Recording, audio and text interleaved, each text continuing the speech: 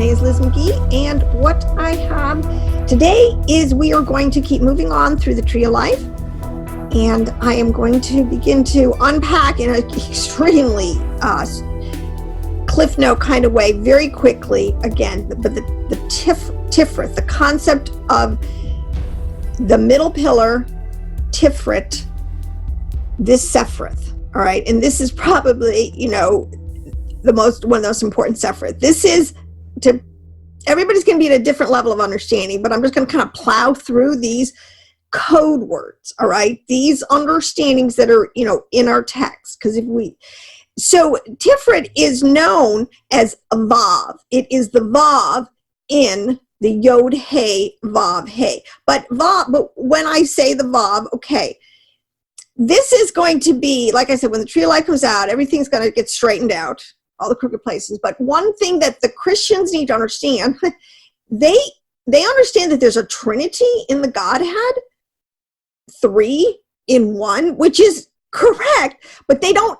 But then again, it's totally not correct because they're not using anymore, or they're not basing it on the true Tree of Life understanding that comes down to us from the house of Judah. All right, it's been reinvented and become something Gentile, and it's really two men. It's a Father and a Holy Ghost, a neutral, producing a Son, which follows no archetype in nature.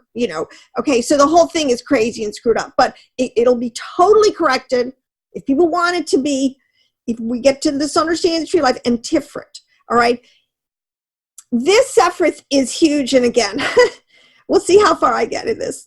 But there was a gentleman, when this understanding of, which is known as Kabbalah today, known as the Torah, the Zohar, a lot of these writings, the mystical tradition, this writing hit Europe, this understanding hit Europe in like the early 11th, 12th century. And really you can track it as the Jews who carried this knowledge migrated, and they were coming into more of Europe now, all right, leaving Babylon, really leaving the Mideast and coming into full force into Europe.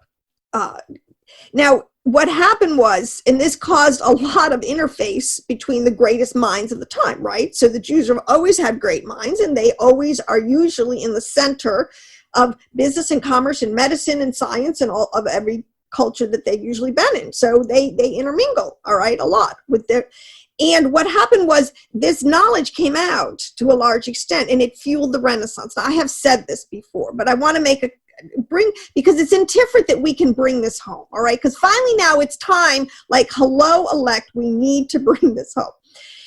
Pico della Miranda was an extremely brilliant philosopher, theologian at this time. I'm now in 1463, 1494. He wrote a book. He really tried to bring this oral tradition understanding into the church and try to get people to understand what wisdom and understanding is in this tradition, how it applies to Messiah. He said that there is no knowledge that proves the divinity of the Messiah better than Kabbalah. All right, the guy got it. All right, but of course he was rejected. I mean, his whole life story, it ends like he could have been poisoned at the end of his life because, the other side really doesn't want this knowledge coming out. It happens time and again. But the point is, it's true. All right. So I'm asking Jews to suspend your understanding of Mashiach just a little bit so that you can maybe possibly incorporate some new information. And the flip side is that an Ephraimite Christian is going to have to suspend or have to humble themselves a little bit. They don't really truly have the full picture of Mashiach. All right. And this is important because here we have, he's the king. This is the whole point. All right. Mashiach is the king of heaven and earth. The God of Israel, the Elohim of Israel, is technically, no, this is the whole point. He is the kingpin. I mean, he is the high Elohim. There's no one higher. All right. The buck stops with him. He's not one of the gods of the nations. And again, this is becoming clearing people to understand what's going on here, especially as we understand all the different worlds in the spiritual system, and that there definitely are other gods and other entities and other things that are interfacing and have always. This is all right.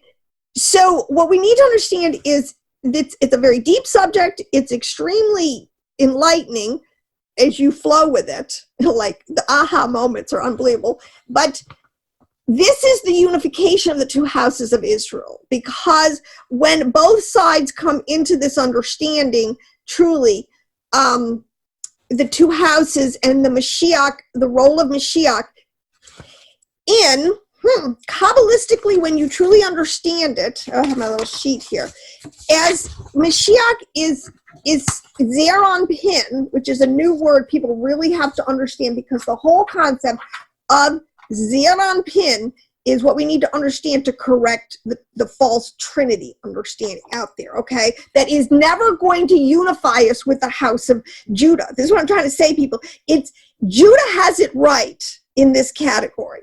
Okay, now I know they don't accept our Jesus as Messiah, okay, but that's not the point, because that is really only one piece of this giant puzzle. This puzzle includes everything that is through time and space and physicality. When you understand true life, you understand we are never, ever just talking about things in this physical plane that we are. This is, fundamental. There are, Elohim, when he says he's higher, he's not kidding, all right? So we need to understand there is much going on in many dimensions that can be fully explained, and you need the tree of life to explain this, all right? So we're talking really and truly, because the sun, the VAV, or Tiferet, there's so many words. I could just go through a blitzkrieg of 15 code words in our Bible that are talking about the exact same Yod-Heh-Vav-Heh, all right, of the Godhead, this part of the body of the Godhead, all right? It's not a mystery. It can be figured out, all right? So Tiferet is understanding, the first thing, this is the middle pillar. I've been through this. You got to understand the right pillar, you got to understand the left side. The right side, the left side, the middle, these are the pillars. And I've, been through all this, because you have to understand how our quote-unquote Christian cross, really folds up. And what we're really talking about is the Son, is the Elohim, the God, the King of heaven and earth, all right? It's way, okay. So we're talking about, it's called, one of his code words also is he's the beauty of Israel. He is a male, predominantly a male personification in the Godhead. Now that is true, and the Christians even, but always understand male and female, that you can't talk about the male without having understanding the female, because they totally go together, all right? This is the point. Revelation, when he talks about the 7 spirits of Elohim, all right, that's exactly, literally, when you look at a Kabbalistic chart, you see Tiferet in the middle, and you will see these 7 other, which total 7 other circles, including itself, kind of circling around at the bottom. This is Zeron Pin, all right? This is the Vav, this is the Sun, all right? This is called, these groupings of Sefiroth, of emanative powers within the Godhead at this level, is beginning to is the only place really where, this is what Kabbalah will tell you, where we can really navigate. We have a body, a soul, and a spirit, which totally equates to and parallels with the concepts of our souls, our body, soul, and spirit, that these function and operate in different, and this is even the psychological word, in different domains, okay? My mind is not contained in my foot. I mean, yeah, there's interaction, but when you talk about my mind, my brain, it's up here. It's something's going on up here. When I'm talking about my heart, all right, the middle torso in the heart is the one organ, all right, that is central in the torso of the body. Tiferet, okay, that's where, but it out of the heart, the extremities, that blood that flows everywhere to the head, it's flowing out my arms, it's flowing down to my feet. These, and if you can see the Kabbalistic Adam Kadmon, the Yod He Vav here that is really depicted in this chart. It's exactly right. The heart refers to Tiferet, all right? It is the leb, it is the heart of the whole mystical body of Christ, which is what Paul calls it. But if you were Jew, you would call it Zer Anpin. You would call it, it's understood as the seven spirits of Elohim, the names of God, all right? But and then again, this is where you can never check your mind at the door. It's all one. We're in a henotheistic worldview here, but we are definitely, Shema Israel, hear me, I'm talking Israel, Shema Israel, Adonai Eloheinu is one. It's like I got one body, but I have a head and I have a heart. And people, think about it logically, people specialize. I mean, a brain surgeon spends years specializing on the brain. Yes, he understands some of the interaction, obviously he should, between the rest of the body. You certainly don't want to sever a nerve that goes, right, down your spine or something. But they're not foot doctors. You don't go to them. See, we have to understand that this body, these relationships that are made theologically between these words and the pictures that they're painting is 100% accurate and trustworthy. It's incredible. But Kabbalah, see, the point is, it offers us this roadmap of our lower three dimensions that we always are living in and interfacing in with all the time. We live in these lower three universes. The bottom one being the world of Asiyah, the world of physicality, the middle one being the world of what's called Yetzirah or formation. The ancients would have called this the soul. This is the level, the soul level, all right? This is our intellectual, our emotional, our memories. This is really our emotional level, all right? And everything that's in, and this is where you have Hod, Netzach, and Yesod. I didn't want to get into all this explanation, but sometimes I feel like people have to start so fundamentally at this and build up. But the higher levels here, you have Gevera, Hesed, and Tiferet, or Hesed, Gevera, and Tiferet, is what is called the world of Beria, or the world of creation, which is our higher mind, our thinking process, what's known as the rational mind, where we can make decisions and think about things rationally, as opposed, and not letting our emotions, and this is what the whole thing, not letting our emotions cloud it, cover it, rule it, or cloud, all right? You need to think clearly in your mind, enjoy all the pleasures and just the incredible blessings of Elohim, praising him and worshiping him for who he is and what he has provided for us through the Son, through Zer Anpin, and just receiving all down here in physicality. We do nothing, we just receive it, all right?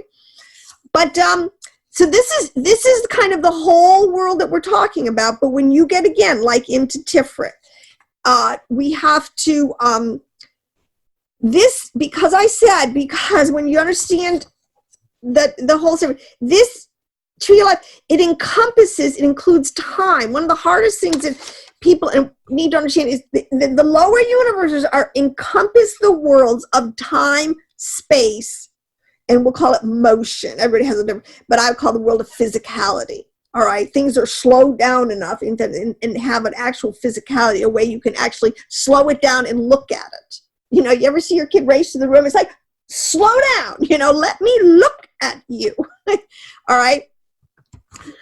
So Tiferet represents the ideal balance between justice and mercy. And this is really between the left side and the right side. Remember, Yahweh set this up. Okay, I didn't make this up. Believe me, this tree of life concept is the ancient, let me say this, it is the most ancient knowledge that Enoch brought out from his journey to, and which was all through the ancient world. And actually, Adam brought much of it out of the garden. And this is known understanding.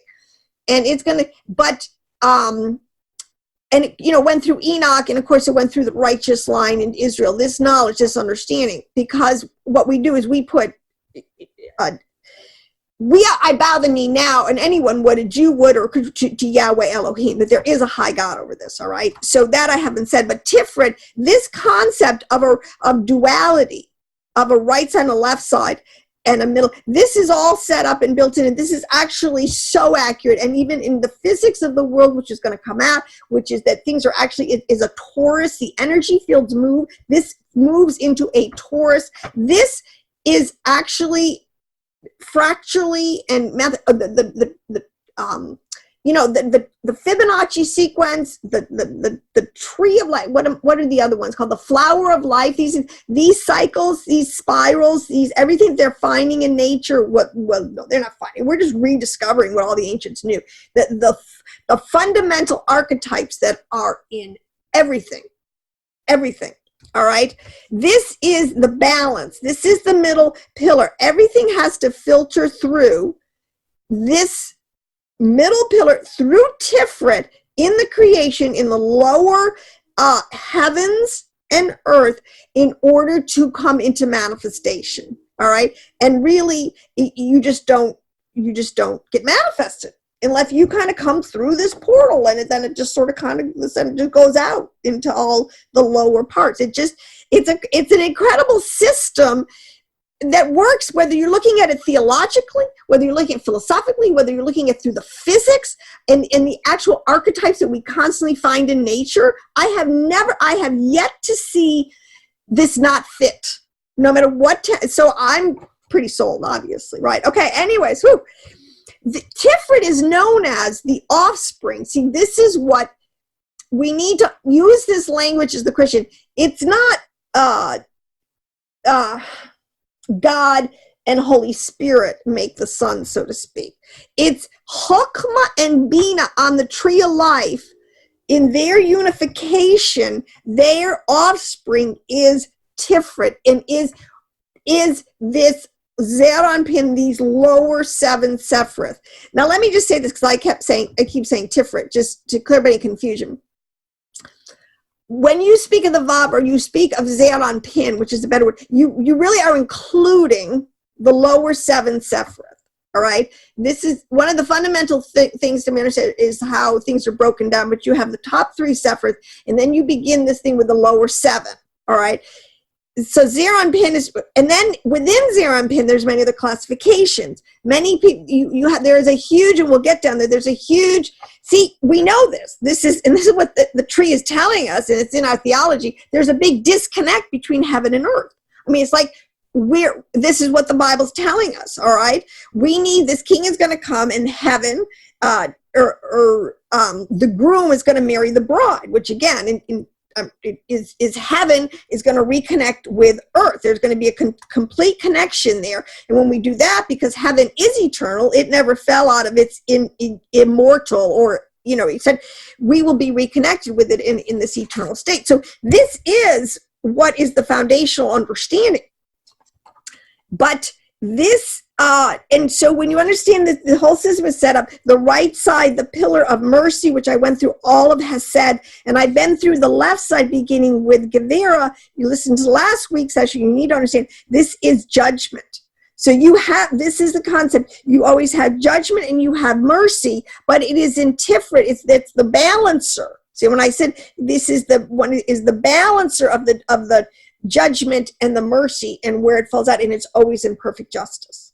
I mean, this is what, if I don't understand, some people don't understand how everybody in the world's going to get saved. Well, one of the reasons you get to be God is because you can operate where it's a just thing for everybody.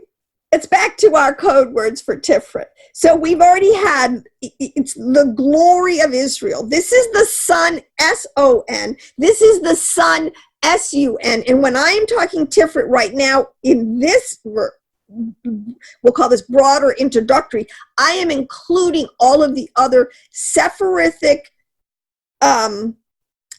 emanations in Zeranpin, all right, including Malkut in this, just as the bigger picture. Because when you talk about the Son, and let me give you this, because Philo is great to read, because Philo, in my opinion, gives you the true philosophical, along with a lot of other books. But Philo is good because he will kind of explain the deeper, more hidden esoteric understandings. As it was known at the time, he's a contemporary of Yeshua. Many people even say he believed in Yeshua, okay, as this Messiah ben Joseph, okay? Now, he wrote that in Genesis 2:8, it is said well, one of the reasons Tiferet is equated, or the sun is equated with the sun, S-U-N. And it's even talks in verses we have, he is equated like a bridegroom who strides across the sky. All right. It is referring to the sun because in one sense, the sun is absolutely beyond the largest influence that we visibly can see on us on a continual daily, eternal, as far as we can, it's always happened, is the sun. It's the biggest, the brightest, it's nobody can miss it. It's pivotal to all life. It is like the central hub of some kind of wheel that's spinning around, all right? And the sun starts in the east, right? Does the sun not rise in the east, okay? That's why they start with, which is a code word for Tiferet. This plan of salvation, so to speak, Tiferet, starts, the Mashiach, if you want, as, or the king, starts in the east, and it will move through all of the quadrants. In the Mazar, there's 4 quadrants. The sun moves through all the different quadrants in the sky. So they're completely accurate to use that archetype, but it always does start in the east. The east is the geographic code word that will always refer to Tiferet. As I said, the north is always the geographic location that corresponds to Gevera, and the south is always the geographic designation equating to Hesed. And like I said, it goes all back to this, because we are actually defining, the mystical body of Christ. There is something there, all right, and it has boundaries and it has parts to it, all right, inside and outside. And let me make my point of Tiferet as the offspring of Chokmah and Bina, because see, this is the point, because the pagans, all their gods, I mean, think about it, that's all they're always saying. This one is the daughter of, Jupiter and Persephone, I can't remember, then, come together and have this god. And Philo makes the point of, look at you gods of the nations, which is completely accurate. Yes, certain, and when you understand what the gods represent, they're really the elements, they're really the physics, the laws, the angels, the forces, and the actual laws of nature that are constantly operating, whether we like it or not, whatever. So he's making the question, look at, you have, and all your gods are totally immoral. I mean, listen to the stories, go read the stories of the mythology of these gods, and they do the most crazy, immoral, violent, who'd want to emanate them? And this is what follows. Why would I want to follow those gods? They're immoral, they're violent, they have no respect, and all this stuff. They don't worship the high God, they're not acknowledged. All right. And he said, look, I'm over here, he said, I'm with Chokmah and Bina, all right, my Elohims, the offspring. This is don't think that this rhetoric has no meaning. I'm saying, as people understand these concepts, these are as much alive today, but that would be a rabbit trail. I mentioned that in the body, Tiferet is the heart, is the torso. There's many organs, because, again, it equated to a body. Part of it is just used allegorically, anthropomorphically. When God has hands, it's not saying he has a literal hand, but what he does is he uses the hands of zero and pin. In other words, this is what it's saying. His hands is zero and pin. That's how he makes things. He makes everything. And I'm going to end up in Colossians, and this is where we're going to end up. And I'm going to show you the tree of life. I'm going to show you Mashiach as zero and pin, and I'm showing you how Paul, as a master Kabbalist, totally had all this, and nothing contradicts anything. So the color of Tiferet, and you can't see it really, I'm wearing green. It has 2 colors that are normally associated with it, green and purple, and it's no accident. Now, this is what I need to say, because Tiferet, remember, the king, is the king, I keep saying, of heaven and earth. It's so important. All right, the Jews understand him as Messiah ben David, the king of Malkut. That's who they're kind of waiting for, because that is the king to the house of Judah. Quite serious. That is the older. All right, that is the promise. There will be a special the seed of David, the kingship, that line that literally will be embodied in Mashiach, in Messiah and Joseph at that time. It will happen. All right. Flip side. So this is the purple, the royalty. We understand him really more, Yeshua, as the king. He is more the king of heaven to us. All right. He is the one who came down. He's the suffering servant. He is, which I understand is a double-edged side, because I understand how the Jews see the suffering servant, but I see it from our point of view, the life, death, resurrection, this whole, the archetypes that Yeshua, the Nazarene, fulfilled 100%. These archetypals correspond of a suffering servant who laid down his life, who was made himself a little lower than the angels, took on the body of Adamic and that level of flesh, that nephesh soul life. All right. And he allowed, and this was the whole plan that was just so brilliant. And Satan didn't realize that he was killing the sacrificial lamb. All right. That was going to be an atonement for all people for all times. Okay.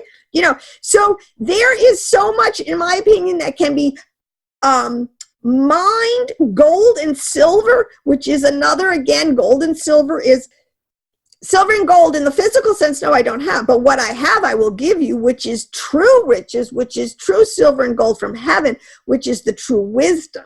All right. That will make sense and make everything have understanding. All right.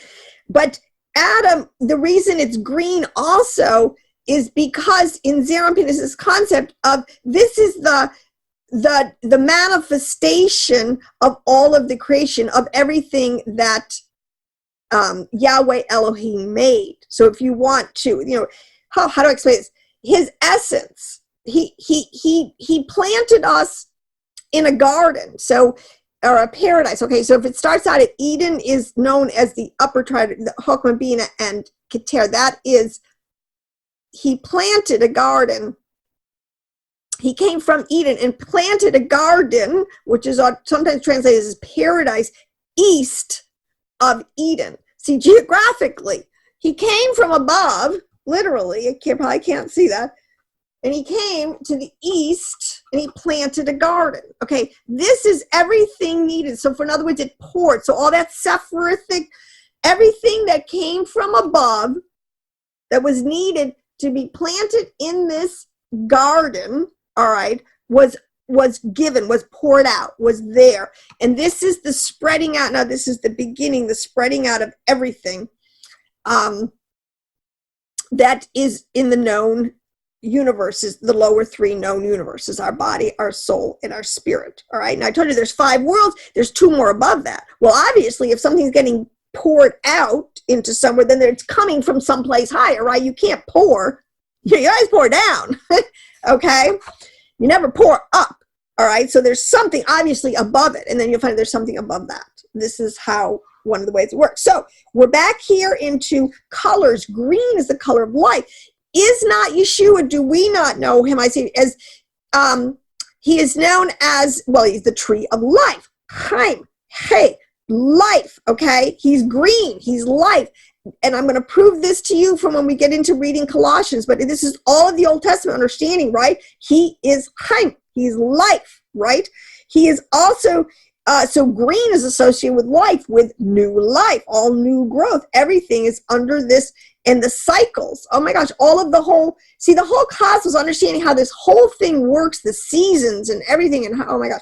Okay, we're just touching the surface on so much of this. It is also equated with the spine. There's much in the middle pillar, there's much, this is why I love the analogy with the body, much communication that's going on all the way from the head down to the feet, out to the arm, the whole thing. There's tremendous, but basically, that it works just the same concept. That's why they call it a middle pillar, as our spine would be. There's so much bundled together in our spine that just for quick access of communication up and down, all those nerves, and there's 2. Even they'll say your nervous system, you have the central nervous system, and you have 2 peripheral ones. That totally follows my idea. This whole thing of the tree of life, there's a right side and a left side, all right? And they all work together.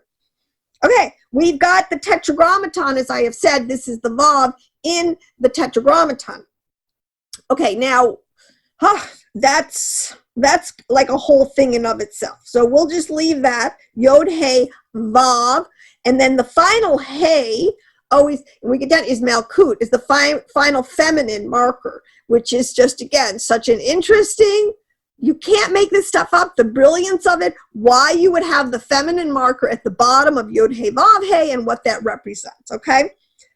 He's Adonai. This is Adonai also, and this is not only, this is Adonai Sabaoth, the Lord of the armies, all right? This is when he's the head of the armies. You don't, he's the king, and it's like the president is the commander in chief. I mean, this is part of what goes with the office. That's a no-brainer. And this is where we get into this whole idea that he is like, who is like El? He's known as the angel of the Lord, as Michael, who is the defender of Israel. This is so interesting because when you're seeing the bigger picture of Israel, all right, the elect coming from all 12 dispersions, all 12 tribes have permeated in all the earth, that seed, like I said, and it is from that seed that this all Israel is being recollected again. Rabbinic literature, see, this is what is so, only the Kabbalah is going to truly satisfy and explain halakhically the whole concept of Mashiach, the judgment, that the price had to be paid, this whole concept, and the mercy, and understanding the full redemptive work in time, thousands, in a 6-day, 6,000-year cycle, in world of space, and in the world of physicality. And when I say space, see, people think that space is space, the heavens is the only place that there's space, I guess, would be. But see, what we need to say is space is built into the system. This is the firmament. I guess I could have to say this. People, this is a whole, it's going to explain everything. Even this flat earth debate, can really be put to rest as we understand, apply the words correctly, theologically, in all of their different levels. Everything will get straightened out. This is I said that the heavens, this is the groom, this is who we marry. This is the whole concept of the marriage supper of the Lamb. And it was because is the archetype as the Lamb in Aries and all this whole, everything fits.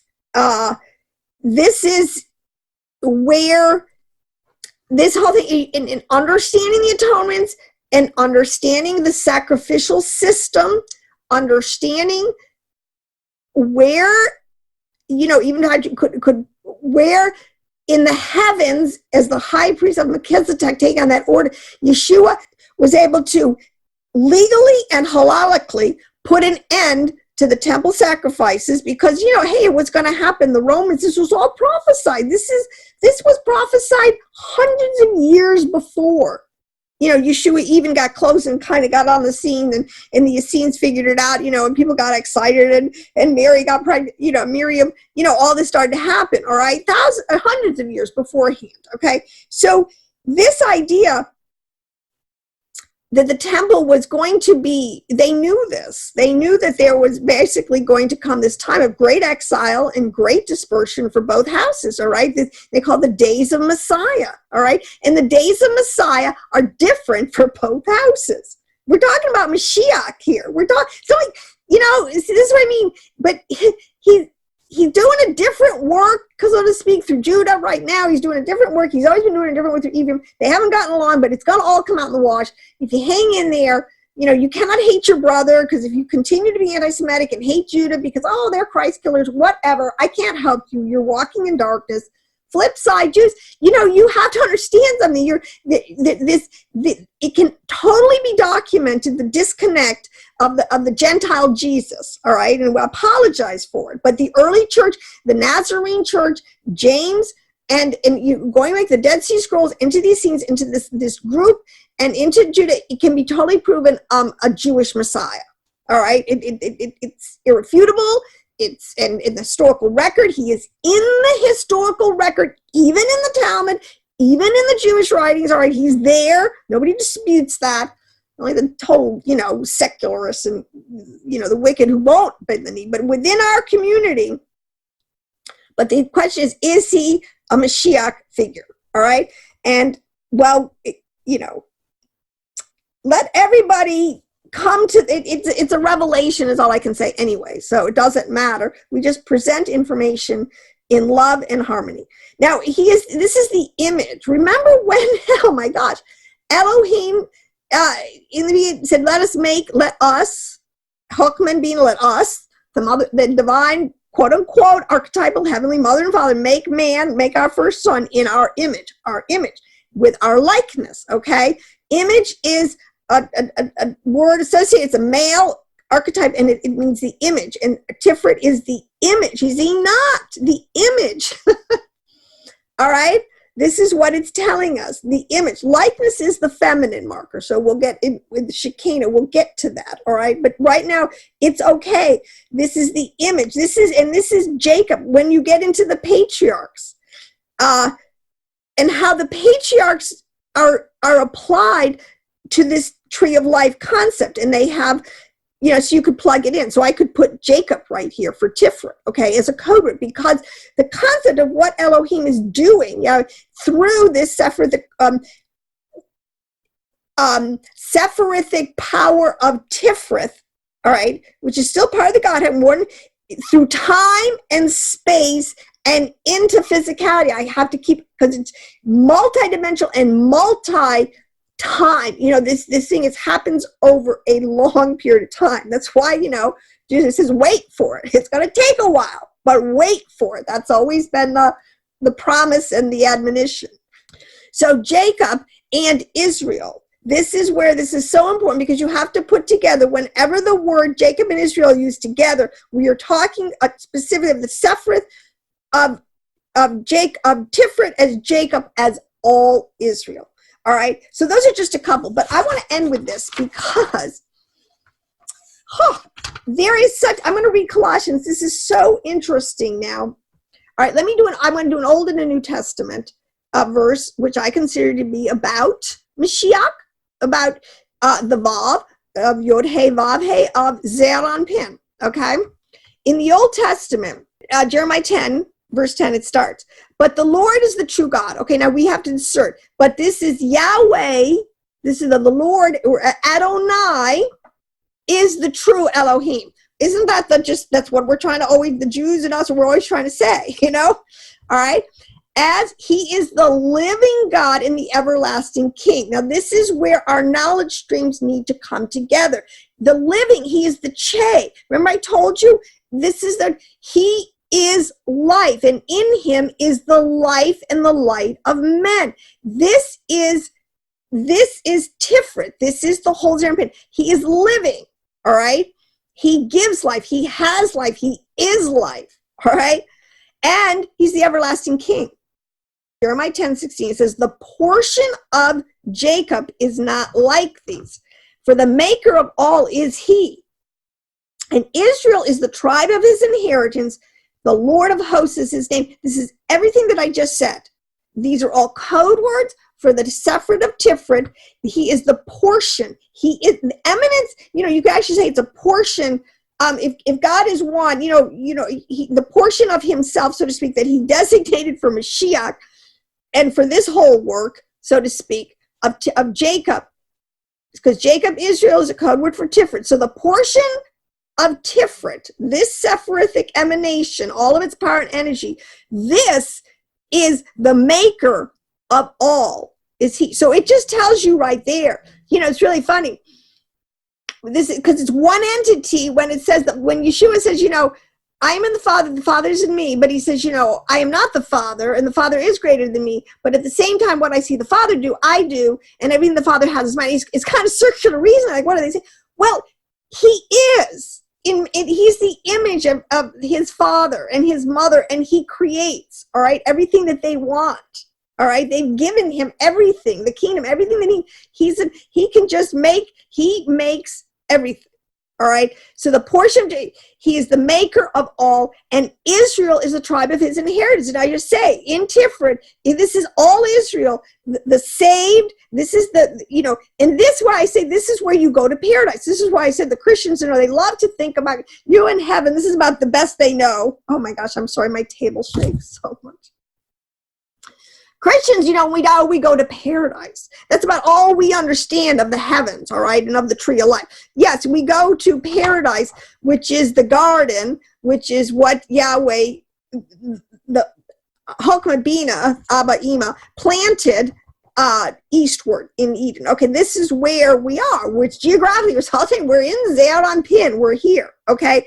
So, and the Lord of hosts, Adonai Sabaoth, didn't I say that he is his name? He is the Lord of all the armies, all right? And he's got tons and tons.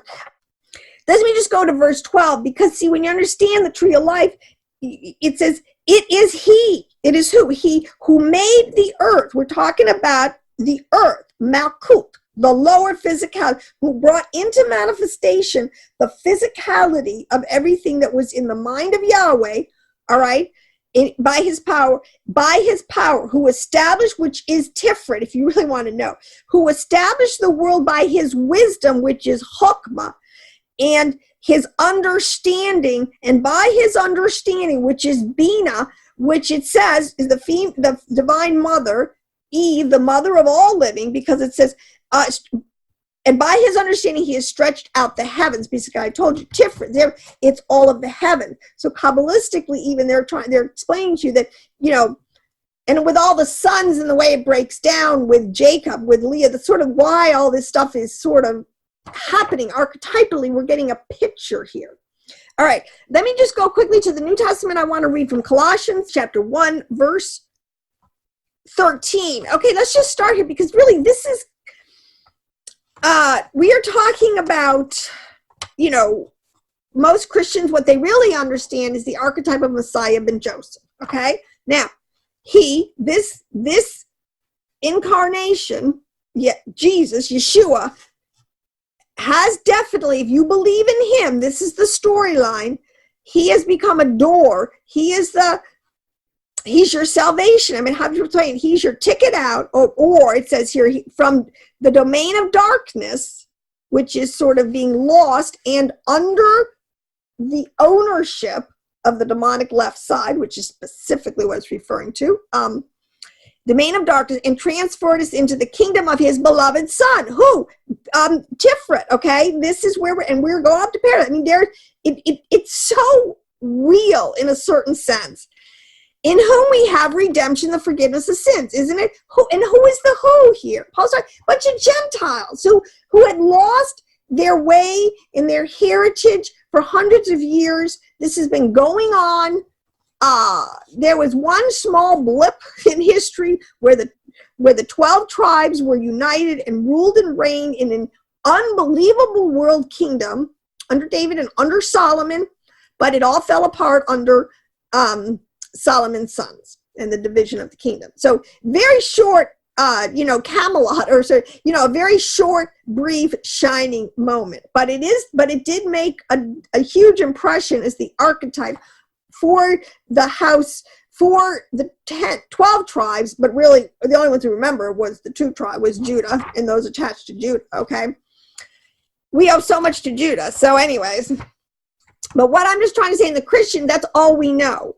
But it goes on, verse 15. Let me introduce you to Zeir Anpin in your New Testament. He, and we're talking about Tiferet, we are talking about the VAV, the Son, all right, is the image, should I not say the word image, of the invisible God, Elohim. This is the whole point. This Zeir Anpin is beginning to have the visibility, of Elohim on your radar, of who the invisible God, the higher heavens, right? This is the point. You have to understand the divine mother and father, Chokmah, the wisdom and understanding that is totally outside praise of the creation. It cannot be controlled or blackmailed or, coerced or anything into, you can't perform any black magic or whatever to influence at the levels of Chokmah and Bina. They're totally outside. They're the parents, okay? All right, we're dealing with the son. But he is the image, I said, of the invisible Elohim, which is always refers to the higher Sefirot, which are always hidden. He is the firstborn of all creation. Is that not true? And this is light, actually, when you're seeing. This is why light and the male side and Hesed, the very first is Hesed.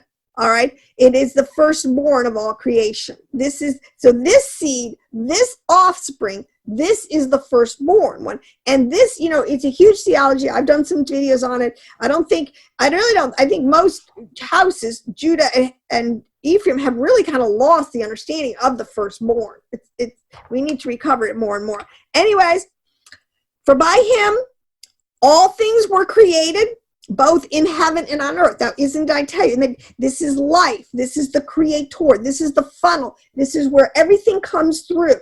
All right. And he is the creator in this sense of bringing it into the life of the world of Beria.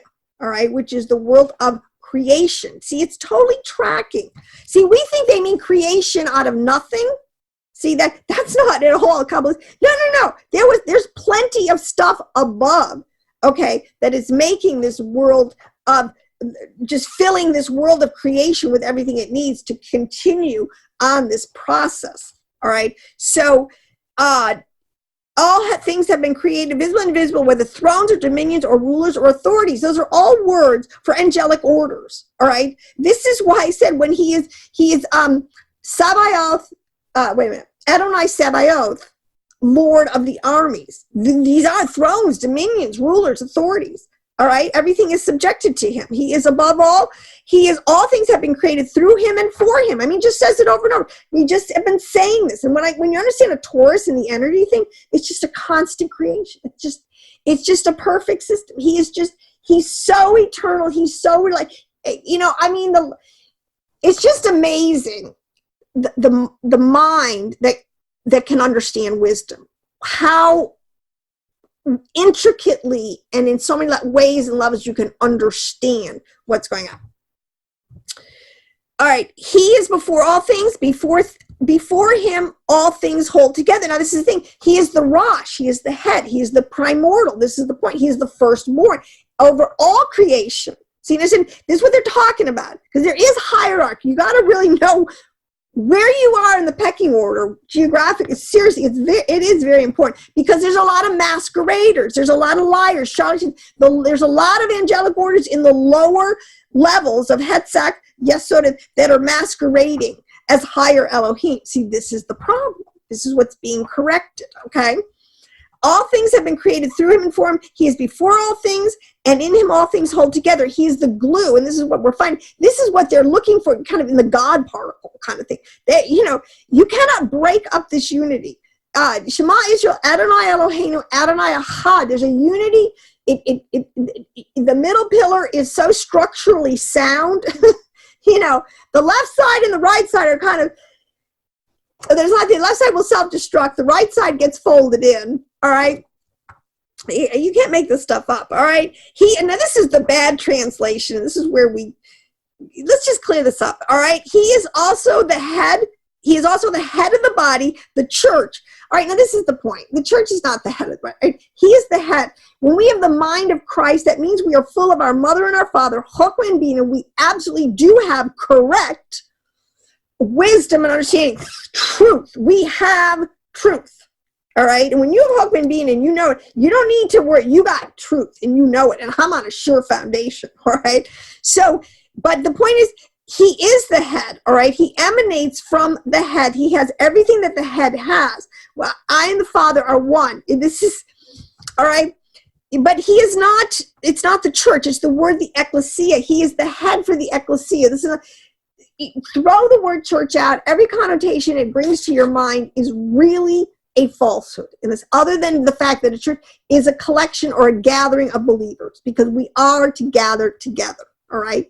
So, but the ecclesia means the called out. It is the elect. It is those who get Chokmah and wisdom, who get plugged back into Tiferet, who are in this energy Taurus flow stream. All right. That's what it is. This is Tiferet. We're talking about all Israel. Those souls who have been grafted back into all Israel. So he is also the head of the body, which again, take the word the church out in the understanding, like that you would even replace synagogue. The word would be synagogue anyways, because we're talking Old Testament here. These people are Jews, all right? Churches weren't even invented. There was not even, it's a synagogue if you have to go that way, all right? And he is the beginning. He is the firstborn from the dead. I've said it. And so that he himself will come to have first place in everything. That's why he sits at the right hand of the Father. And everything that the Father has, he has been given to him. So there's nothing that's not under his domain. He is the firstborn from the dead, which is really interesting because he's the first one who has gone down to Sheol and has come back of his own volition. This is what is so fascinating about the story, where he says, Yeshua said, don't about it. I lay down my life. That's okay. I can take it up again. I am life. I have life. It's like a no sweat one. It's a no-brainer here. I'm going to lay down my life. I'm going to be the lamb. It's going to be cool. It's going to accomplish on a certain level a totally unbelievable coup d'etat and ability to cleanse now millions and billions of people on the planet, okay, for 2,000 years, all right? But the point is, the plan of it is from old. And it says that he was the stone. He is the plan. Like all prophecy is Yeshua. The relief. He is the Mashiach. This plan, you cannot separate it out. King or, king of heaven and earth. He is the king of the heavens and the earth. And that's what I'm trying to, they mean different things. I know for a fact that most Christians in their brains don't really have the correct understanding of heavens, okay? They don't have enough deep esoteric understanding of what's really embedded in these words, all right? But we're getting back to it. He's the firstborn, so that's why he died, and he was the firstborn. And I mean, that's an amazing revelation that he was the first one of all the God, That's why he talks about, Ezekiel talks about these other gods. Hey, you've gone down to Sheol. You were a god, but you can't raise yourself up. Yeah, get up off your couch and go back up to your position.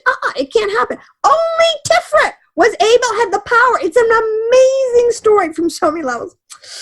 For it was the Father's good pleasure that for all the fullness to dwell in him. That's why he is the fullness of everything. Oh my gosh, I love Colossians, and that Paul, and he's trying to teach the Gentiles. Look, this thing is really big. We got to keep it in the framework of the tree of life. You got to understand, because I believe Paul was a master teacher for this. There's no way he didn't explain in the deep coded understanding, the keys of the kingdom. Yeshua did to his disciples. He restored all of this understanding and information. It is the Father's good pleasure, and through him to reconcile all things to himself, having made peace, all right, through the blood of his cross, the blood of the cross, through him, I say, whether things on earth or things in heaven. And this thing of peace through the blood of him, when people understand the soul levels, our real problem area is in our nephesh soul life. That's where the evil inclination, that's where Satan has access, that's where we're influenced from the other side, okay? And it happens in our ruach too. That's literally where there is literal battles. There's between angels and demons going on, okay? Literally in our mind, in our world, whatever.